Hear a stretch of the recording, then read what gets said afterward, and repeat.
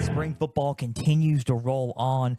We had some spring games this past weekend, April 6th in the year of our Lord 2024. Today's date is April 9th in the year of our Lord 2024. And right now, just for now, we're going to continue with some spring outlooks ahead of some of the games that are coming on this weekend, next weekend, and in a couple of weeks for spring football, for college football. We're going to discuss the spring outlooks, and then within a few weeks, we're going to go over the results of all these spring games that we talked about, because we want to know about what we saw and what can we expect going into fall camp and for the 2024 season.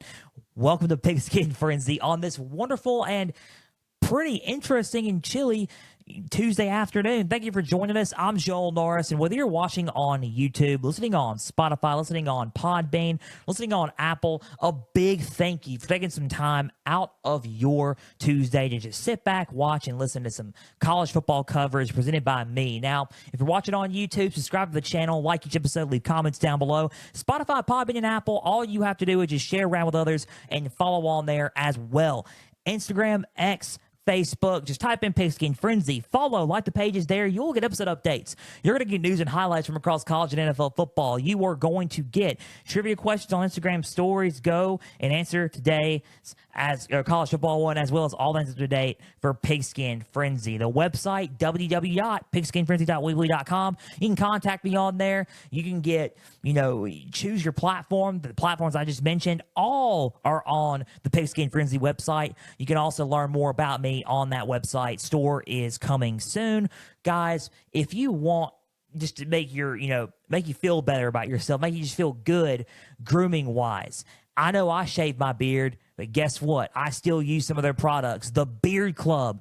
The Beard Club is where to go and get your grooming needs met. If you are a guy listening to this, or if you are a significant other to your male counterpart and you are listening to this, the perfect thing for you and or your significant other women is the Beard Club. Get your Beard Club products now.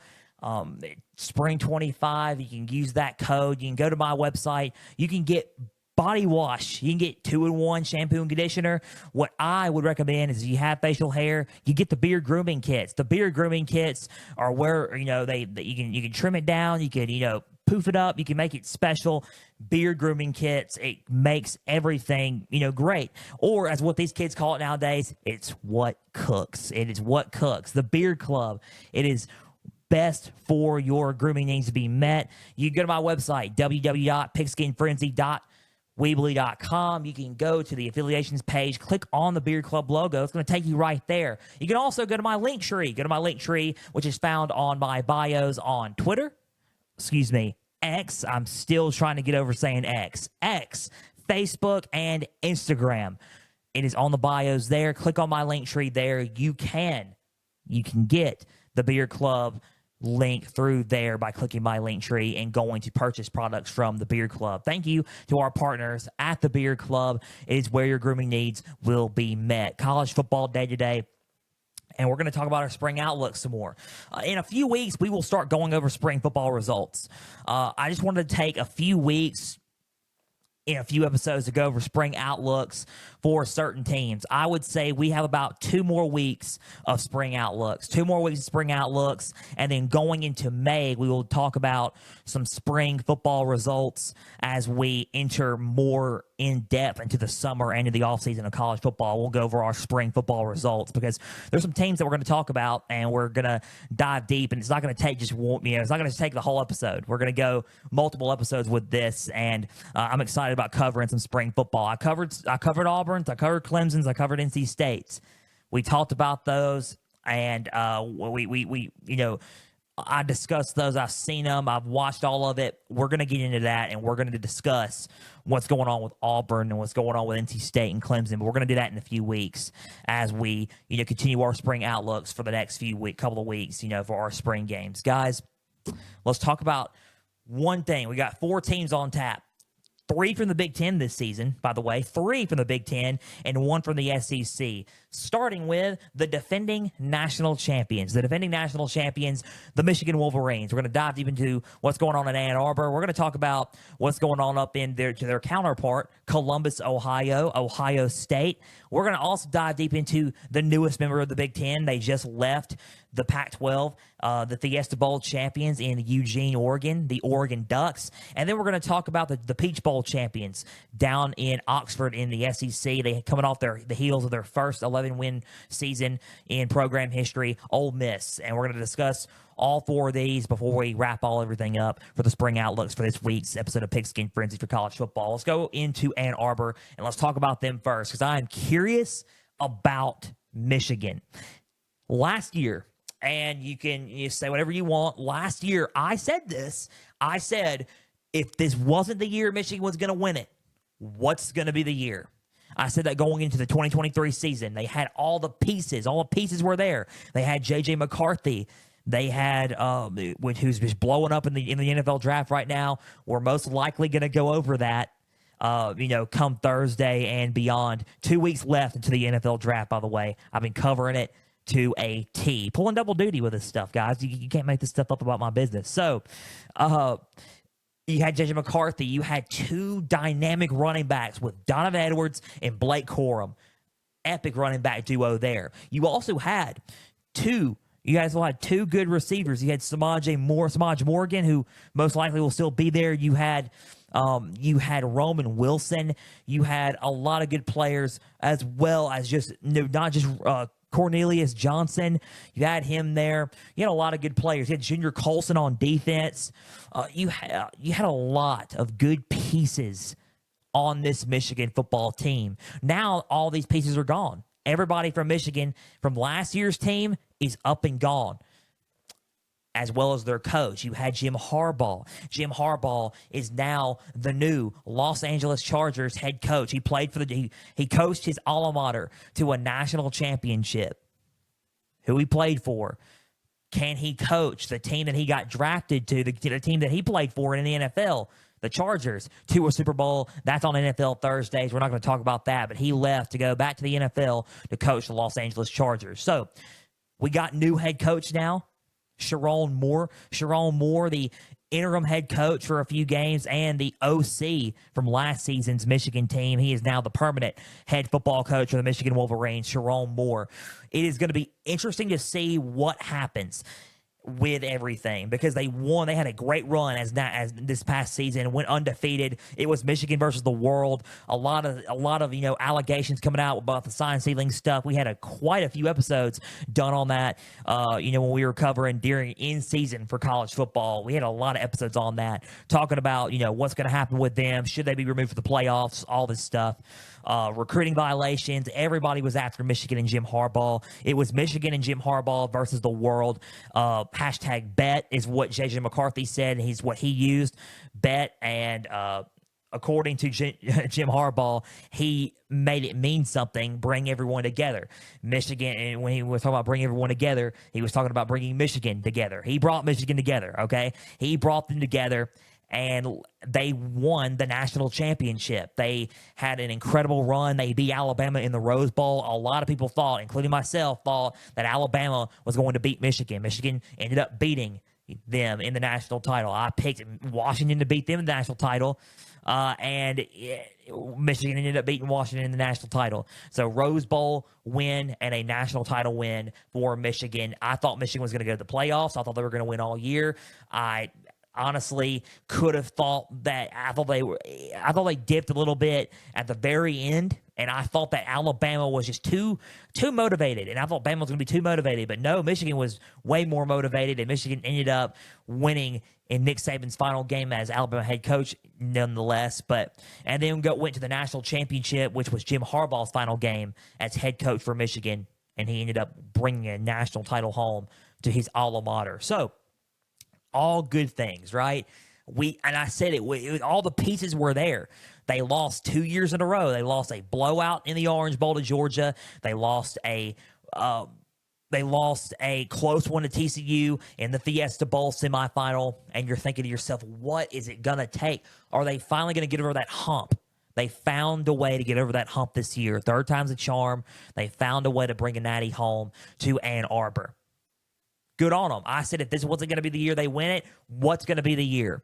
Now it's 2024. The page has flipped. We've turned the page, and now we're going to talk about Michigan in 2024. Do I see them winning a national championship this year? No. I'm just going to say that now. I do not see them winning a national title this year, and I'm just going to be honest. Listen, who knows what can happen? Anything can happen. I understand that. But early on, do I really see them winning another national championship this season? Probably not. No, I would think they could try to go to the playoffs, maybe, but I do not see them honestly making it to the playoffs or making it to the national championship. They could go to the playoffs, but I don't really see them going to the Natty just yet. A lot of the turnover is the reason why they lost their head coach, Sharon Moore, OC. He coached a few games, but he's got to coach a full season now as the full-time head coach for the Michigan Wolverines. Wink from the defensive coordinator for the Giants, former defensive coordinator for the Giants. Wink Martindale, my bad. Wink Martindale, the football coach and defensive coordinator for the Giants. My bad. I was reading my notes. What I know about him is he was a solid coordinator for a little bit for the New York Giants. Do I know to an extent about what he is like coaching in the college level? Not to my knowledge. I know what he is like coaching in the NFL. I'm just going to be frank. I'm curious to see what he does as Michigan's defensive coordinator. I don't know much about him from the college perspective, but from the pro perspective, I know what he is like, and he produced some solid defenses for the Giants. So, for Wink Martindale, Don Martindale, what is he going to draw up? And I think this is a good way to start off our number 1 point for Michigan, for the spring outlook. What's Wink Martindale going to dial up for the defense for spring and going into 2024 and beyond? How's the defense going to look? That's the number 1 point for Michigan in my outlook for the spring. That's what I'm curious about. I want to see what the defense is going to look like. They had a solid defense last season. They made a big crucial stops against Washington, big crucial stops against Ohio State, Alabama, you name it. They made some big crucial stops. Jesse Minter was a big part of that. He is now a part of the Los Angeles Chargers as their defensive coordinator under Jim Harbaugh. He's in the NFL. Now, when we talk about the Michigan Wolverines for this season, Wink Martindale is no joke as a defensive coordinator. He's a good coach, but how's it going to translate to the college level? That is the number 1 point that I want to see coming in for Michigan going into the spring. That's my number 1 thing. My number 1 thing, as I pull up my notes here for Michigan. Now, when I look at Michigan and when I look at everything here, who is going to be their starting quarterback going into 2024? Who replaces Jason McCarthy? That is what I want to know. So, you have a lot of guys who are coming in. You have a freshman by the name of Jaden Davis out of Providence Day, North Carolina, Fort Mill, South Carolina, 6'1", 203 pounds, quarterback Jaden Davis. He looks like a solid player, and he could be a good player for the Michigan Wolverines for the next 4 years. He could be a guy that could replace Jason McCarthy. You also got Jaden Dingle. Jaden Dingle from Apple Valley, California, junior quarterback, 6'5", 235 pounds, number 4 for the Michigan Wolverines. It could be either Jaden Davis or Jaden Dingengale for the Michigan Wolverines. How about one name that, when you think about him, how about one name that did play kind of a good bit last season? a good bit last season, and he was using a lot of run packages for Jim Harbaugh as a wildcat running back, kind of like how Tim Tebow was used behind Chris Leak at Florida, and that was Alex Orji. Alex Orji, number 10, quarterback, junior, 6'3", 236 pounds from Sanchez, Texas. Can Alex Orji emerge as the starting quarterback? Those are the three top quarterbacks right now at Michigan: Jaden Dingell, Jaden Davis, and Alex Orji. Could Alex Orji emerge as the starting quarterback for the Wolverines? And is he a good size quarterback that could also fit into the game plan and fit around Sherrone Moore's offense? Because he did fit around Sherrone Moore's offense quite a bit in a lot of plays. So can he who's going to be the starting quarterback for J.J. McCarthy, and who replaces Michigan's top guy for the past 2.5, 3 years? So Alex Orji, Jaden Davis, and Jaden Dingell for Michigan's quarterbacks. That's number 2. And number three,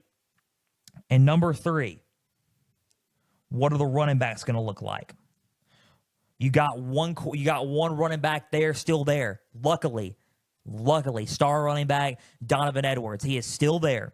I found that out the other day. I was getting complaints by some DMs and by some people saying, no, Donovan Edwards is still there. Donovan Edwards is still there, ladies and gentlemen. He is a senior. He has decided to come back for his final season at Michigan. Donovan Edwards. He could honestly, good on him for coming back, as he can up his draft stock going into next season's draft. Behind Donovan Edwards, who is going to be the top guy behind Donovan Edwards? Who's going to rotate in and out with Donovan Edwards when he is not starting?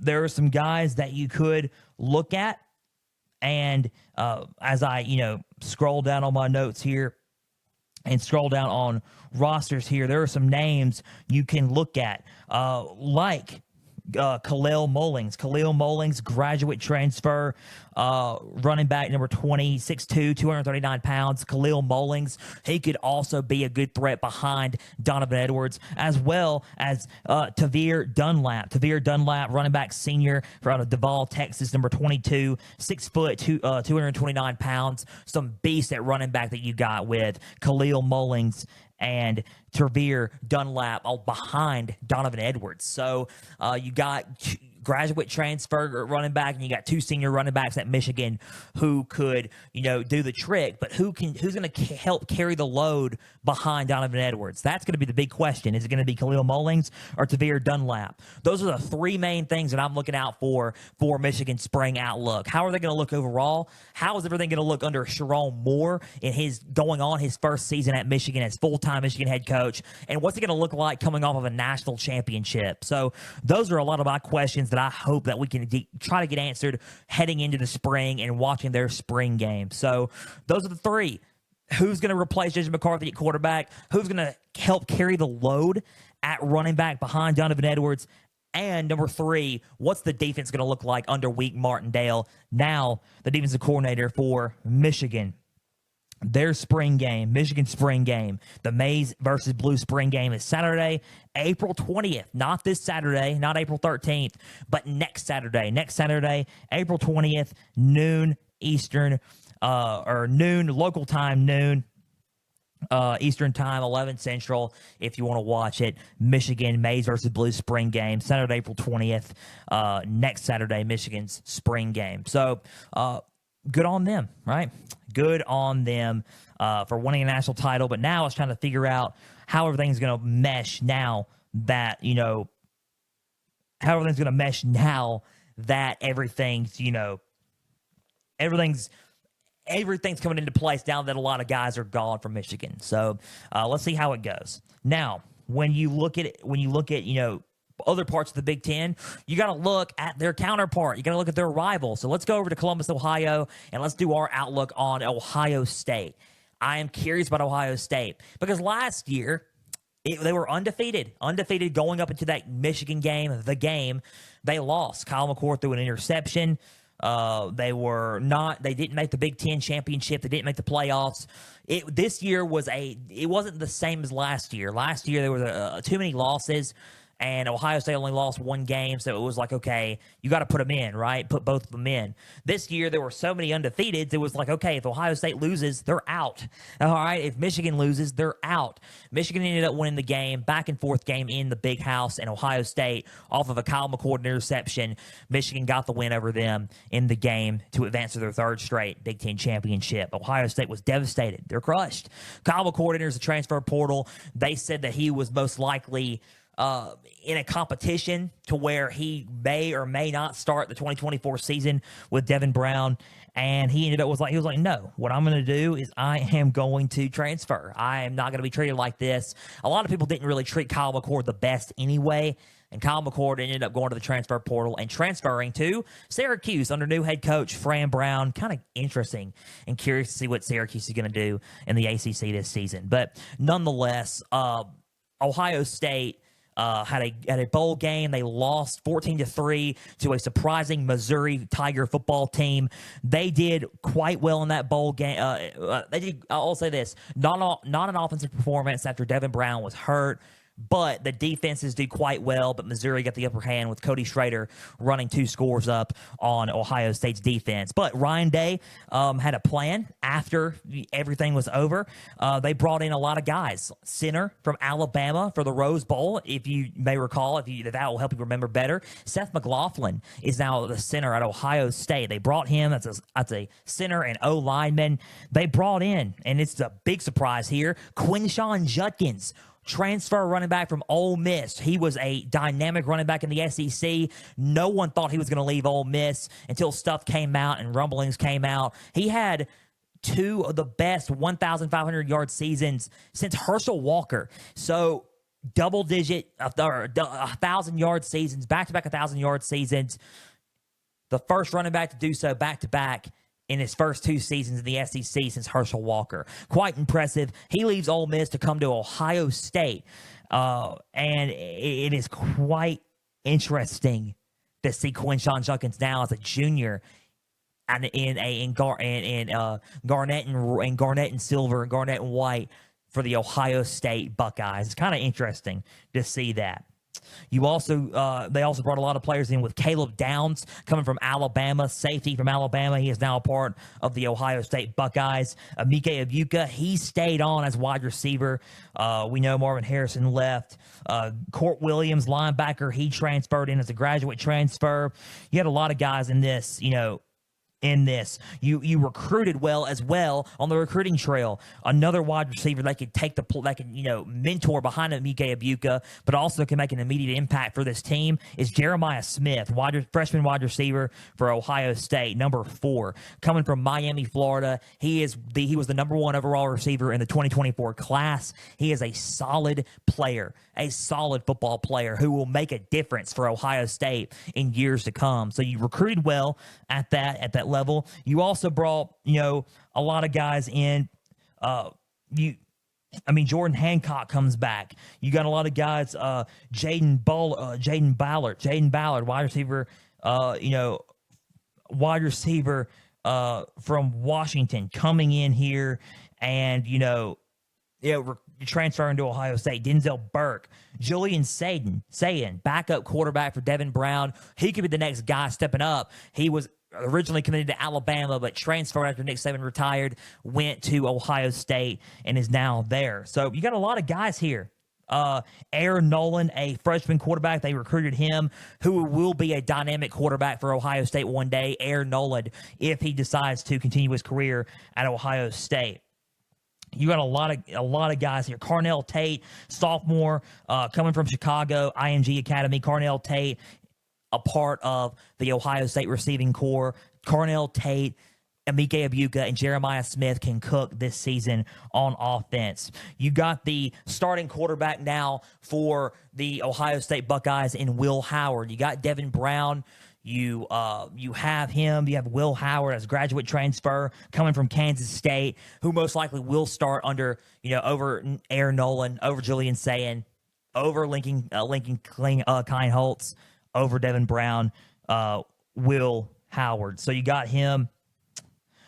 You got Garrett Stover, freshman linebacker. Just a lot of players. The list goes on. I mean, there's a lot of guys on this. Travion Henderson's back at running back. I look at this roster. Jack Sawyer, defensive end, he returns as well. JT returns at the linebacker spot as well.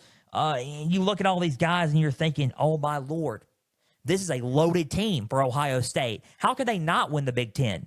You look at it and you think, how can they not win the Big Ten championship? How can they not be one of the top 4 teams on bye in the 12-team playoff coming up in December? How can they not be the national championship or eventual national champions? If so, they got loads of talent on both sides of the ball. Special teams is included. All sides of the ball, they have it. My question is, and my outlook on everything is, how the physical toughness of the team. Physical toughness is number one. How are they going to get physical and get ready? Because I think they were preaching physical last season a lot, and they were a tough team, but they weren't physical like previous Ohio State teams. Can they find that physical edge back against other football teams? That's number one outlook for me for Ohio State. When you look at, when you look at the quarterback, you can obviously think that Will Howard is going to be the starting quarterback, right? When you look at it from Kansas State, solid quarterback choice there. Will Howard most likely will start. Who's going to be number 2 behind him? That is my number. That's my second outlook for Ohio State. Who's going to be number 2 behind him? And I think that you have a lot of guys like Aaron Nolan, Julian Sayin, Lincoln Kleinholtz. You have Devin Brown. I think the advantage goes to Devin Brown when you look at everything. But who knows? You got 3 other solid quarterbacks behind Devin Brown who could give him a run for his money at that second string battle. Who's going to take second team reps? Who can be a liable quarterback coming in, behind Will Howard in case anything happens to Will Howard. So that's number 2 for Ohio State. And number three, what's the offense going to look like under Chip Kelly? That is what I want to know. I know what the defense is going to look like under Jim Knowles. Jim Knowles, solid defensive coordinator. What's it going to look like under Chip Kelly as offensive coordinator? Chip Kelly going to Ohio State, leaving UCLA's head coaching position to go and be the offensive coordinator at Ohio State. Big Ten team to another Big Ten team, but as an OC. What's he going to look like as an OC? What's Chip Kelly's offense going to look like in Columbus? And how are they going to, spread everything out? And what is their system going to look like, during the spring and going into fall camp? So those are my 3 outlooks that I want to see from Ohio State. I want to see how physical can they really get, and if they can up their physicality. Number 2, who is going to be behind Will Howard as the backup quarterback for Ohio State? And number 3, what's their offense going to look like under Chip Kelly, and how is the system going to look overall? So that's my outlook on Ohio State. As we continue on, we're about to be in 30 minutes here. We got 3 more minutes till we hit 30 minutes on the show. We got 2 more teams to go over before we conclude today's episode of Pigskin Frenzy. Ohio State's schedule as we look here, I'm trying to find the spring game if I can, tell everybody about it. Ohio State's spring game here. As I look on my notes and, cellular device. So, spring game this Saturday, of course. Spring games this Saturday, April 13th from 11 a.m. to 3 p.m. Show out for your Buckeyes, 11 a.m.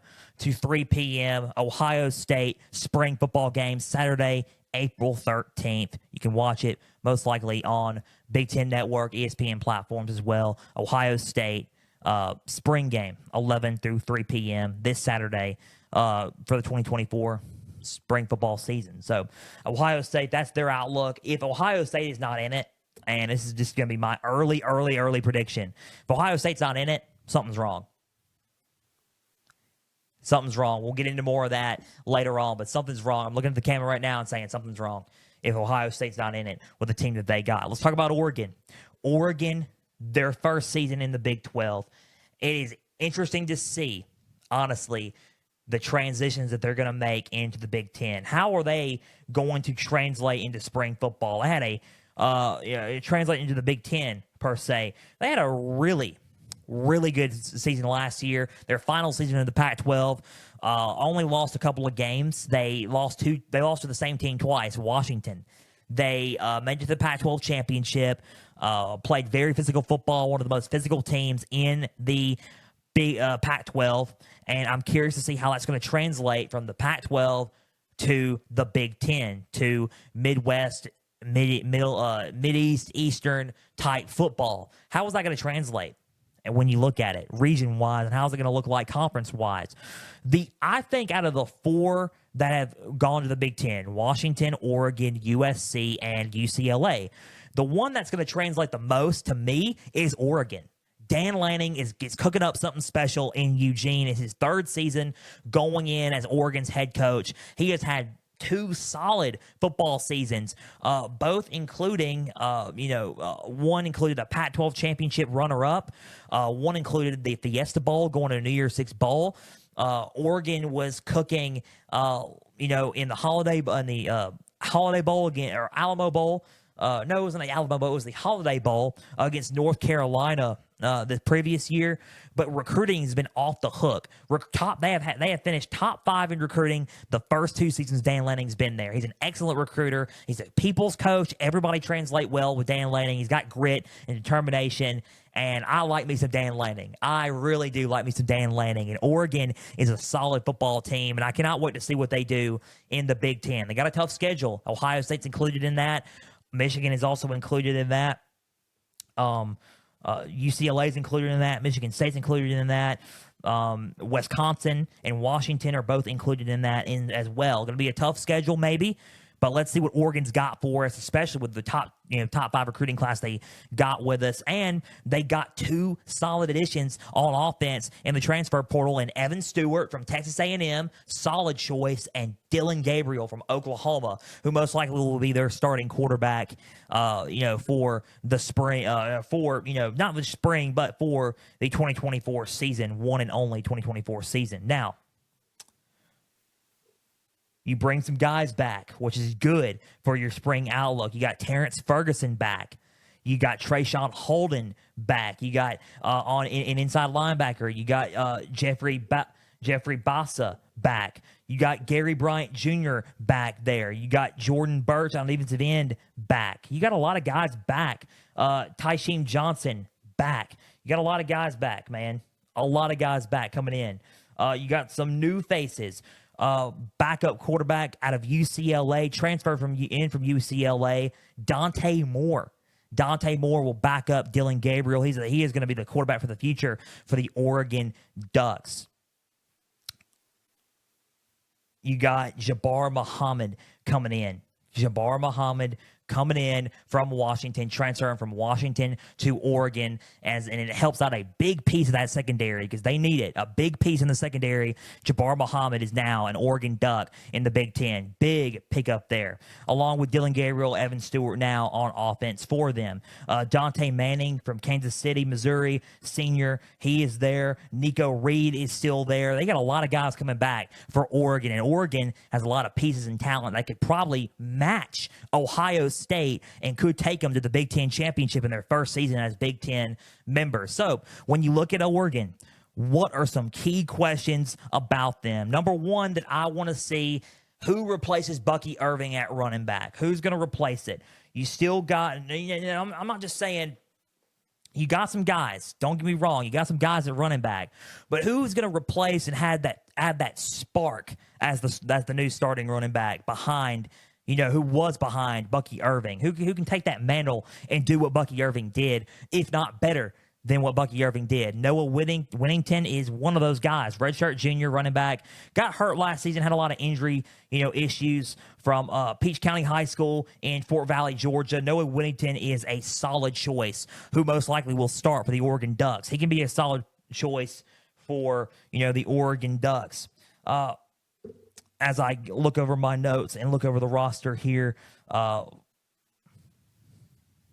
for Oregon. How about Ellis Bynum? Ellis Bynum, running back, sophomore, out of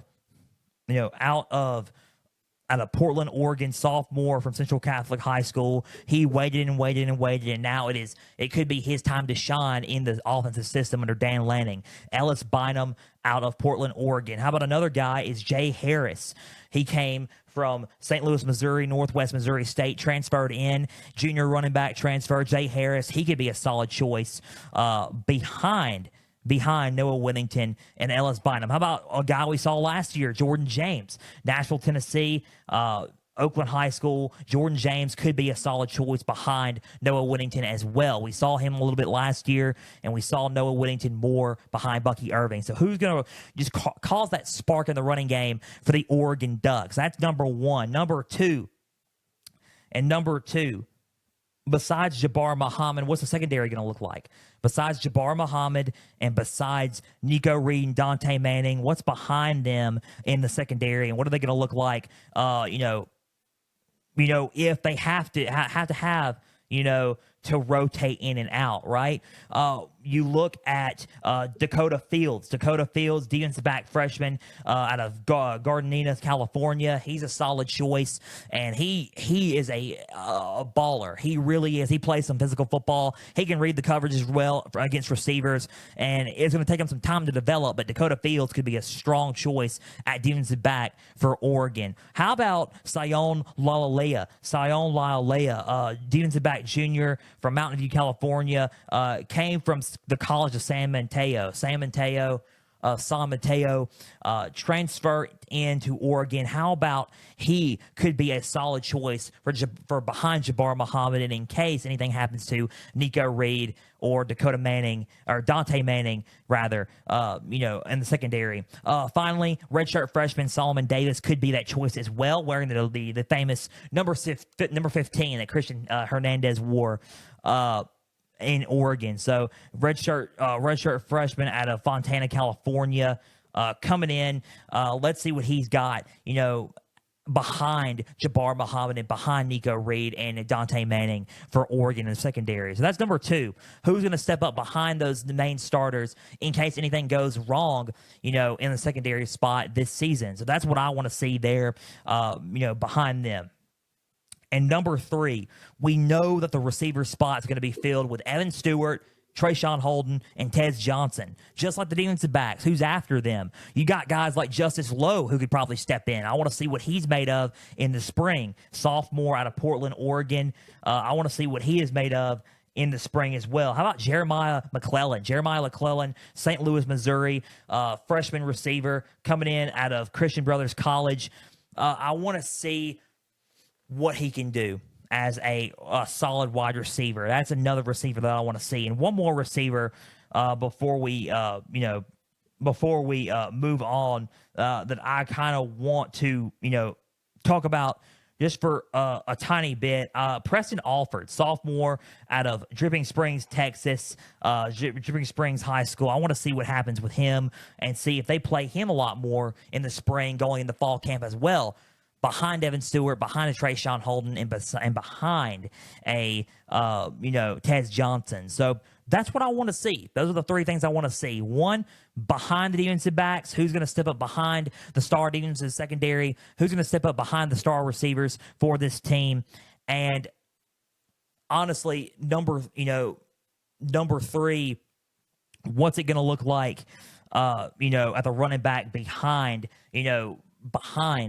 who after Bucky Irving, and let's see what that spark's going to do on a running back for Oregon, and what's going to happen with their spark now that Bucky Irving's gone. Can Noah Whittington and others take up that mantle and do what Bucky Irving did even better? So before we move on to Ole Miss and conclude today's episode of Pigskin Frenzy, because we're about to be out of time here shortly, Oregon spring game is in a few weeks. It is in 3 weeks.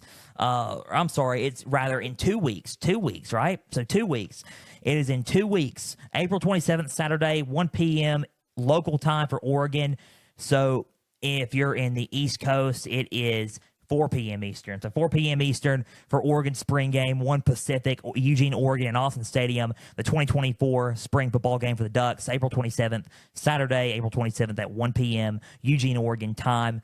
check your local listings and check your listings for that spring game. Cannot wait to see what Oregon Ducks do heading into the spring game this season. One more to go. Let's go down south and go to the SEC before we conclude today's episode of Pigskin Frenzy. And it's the Ole Miss Rebels coming off of a 11-win season for the first time in program history. A lot of people thought that Ole Miss was going to lose at least 4 games. Georgia, Alabama, LSU included in those 3, including A&M. They thought A&M was going to do it.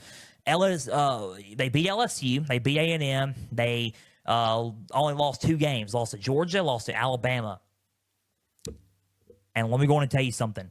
Ole Miss looked good on offense, didn't they? They looked really good. They also brought some of that pressure on the defensive front under their new defensive coordinator. Well, now defensive coordinator Pete Golding, first season defensive coordinator last season. Pete Golding, y'all remember him? He was the defensive coordinator at Alabama before switching and going to Ole Miss, and he brought some of that fire, some of that intensity. Like, oh man, it may have been rough at Alabama, but guess what? I'm going to redeem myself here for Ole Miss. They had an okay defense. They didn't have a bad defense. Charlie Weiss Jr., their OC, made some incredible play calls under Jackson Dart as their quarterback. Quinshon Judkins was their running back.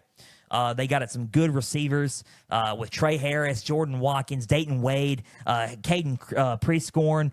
They got a lot of guys, dude. A lot of guys on that football team, on that offense. And on defense, Jared Ivey. They got a lot of guys on that team. When you look at the running back spot, though, they kind of took a hit. Quinshon Judkins, now a part of the Ohio State Buckeyes. They got a lot of guys coming in from the transfer portal, though. Juice Wells being one of them from South Carolina. Oh, my Lord. Their receiver room is going to be electric. When you look at their defensive front, they brought back Jared Ivey. They brought Walter Nolan in. How's that going to come into effect with everything? That is a big thing there, bringing Walter Nolan in. The number 1 prospect a couple of years ago for Texas A&M, now going to Ole Miss. How's that going to look for teams, who got to face that defensive front on their schedule in the 2024 season? So it's going to be pretty big for Ole Miss. They had the number 1 transfer recruiting class in. It's going to be interesting to see about everything. I'm very curious to see how Ole Miss is going to look coming up this season, and especially in the spring, because I want to know their running back spot. That's the number 1 thing. Their running back spot. What's it going to look like under Quinshon? Now that Quinshon Judkins isn't there, I got Ulysses Bentley the 4th. Ulysses Bentley the 4th is still there. They also have Logan Diggs coming in there. Logan Diggs, the transfer running back from LSU and from Notre Dame, going to Ole Miss and being their new running back there. So Bentley the 4th, Diggs, who else behind him? Those two are going to step up, and what's going to bring some spark into the running game now that they lost a big-time running back in Quinshon Judkins. That's 1. Number 2, and number 2 is a big number 2 here. What's everything going to look like? What's everything going to look like besides just Walter Nolan and besides Jared Ivey on the defensive front? That's what I would like to know. I am all about the physical aspect of everything. That is another thing for me. I want to see what the defensive line is going to hold besides just Walter Nolan and besides just Jared Ivey as I pull up my notes for Ole Miss here. So,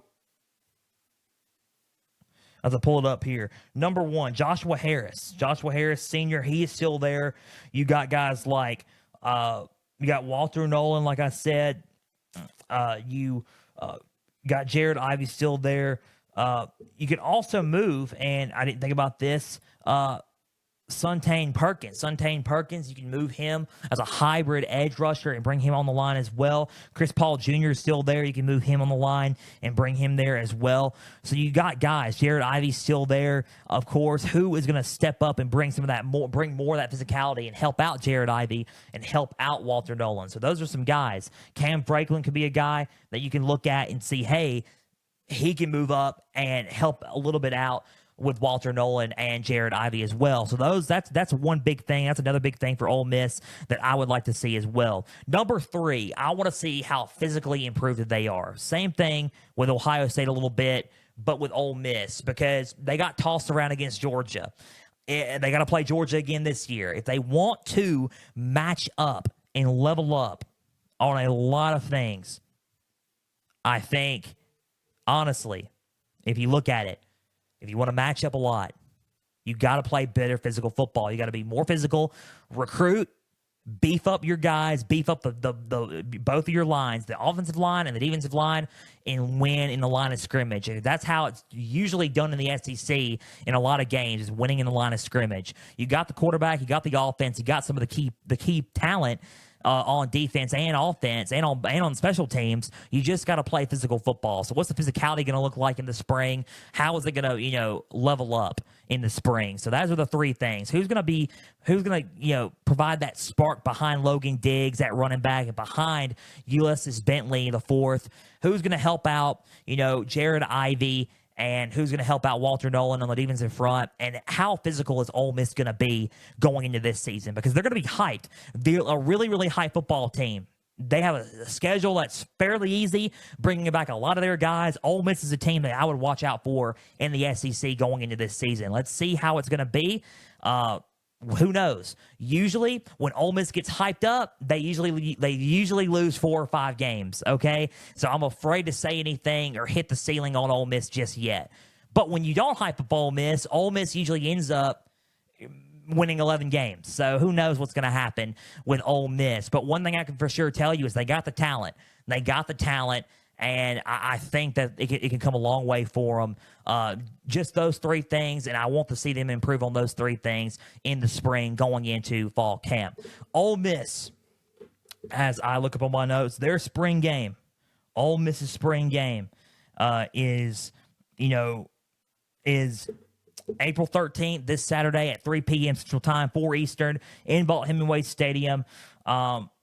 It is the Grove Bowl, of course. 13 TV time is SEC Network, 4 Eastern, 3 Central Time, Saturday afternoon.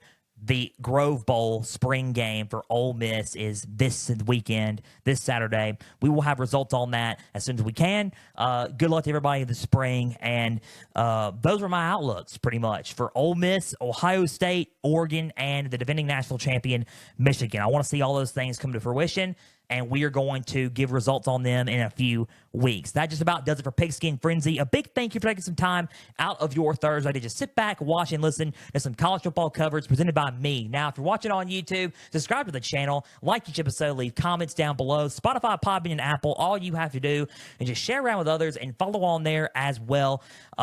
Instagram, Facebook, and X. All you got to do is type in Pigskin Frenzy. Follow, like each page there. You'll get episode updates. You'll get trivia questions on Instagram stories. Go and answer today's question. You will get news and highlights from across college and NFL football and all things up to date for Pigskin Frenzy. Guys, www.pigskinfrenzy.weebly.com. Thank you to our partners from the Beard Club. Go shop at the Beard Club through my website, www.pigskinfrenzy.weebly.com, and through my link tree. And you will get some excellent products. Your facial hair needs and your grooming needs will be met with the Beard Club. Again, a big thank you for taking some time out of your Tuesday. This Thursday, we will be back for some NFL edition of Pigskin Frenzy. We got a big trade just happened, and we're going to discuss it this Thursday. What's going on with Bills Mafia? We're going to talk about what's happening in Buffalo and what's going on, because I have a lot to say on the Buffalo Bills this coming up Thursday, and the latest on some draft prospects and the draft as we edge closer to 2 weeks away from Detroit, Michigan for the NFL draft. Until Thursday, I'm Joel Norris signing off, and we will see you again this Thursday for an edition of Pigskin Frenzy, NFL edition of Pigskin Frenzy. For everybody out there, stay the course.